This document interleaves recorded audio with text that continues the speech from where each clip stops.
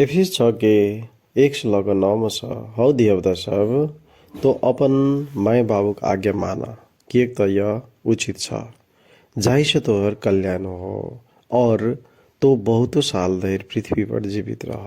यो पिता लोकनि अहाँ सब अपन बच्चा सबक संग एहन व्यवहार नहीं करू जाहिसँ ओ सब तंग भ क खिसियाल रहि जाए, बल्कि ओकरा सबक पालन पोषण प्रभुक शिक्षा अनुसार निर्देशन करियो। यो दास सब अहाँ सब जहिना मसीहक सेवा करतौ तहिना निष्कपट मन सँ भय आ आदरक संग तिनका सबक आज्ञा मानू जे सब एही संसार में अहाँ सबक मालिक छथि। मालिक के खुश करबाक उद्देश्य सँ देखावा नहीं करू, बल्कि पूरा मन सँ परमेश्वरक इच्छा पूरा करैत अपना के मसीह के दास बुझ क करू। कारण अहाँ सब त जनिते छी जे प्रत्येक व्यक्ति चाहे दास होए वा स्वतंत्र ओ ज नीक काज करत तकर प्रतिफल प्रभु सँ पाओत।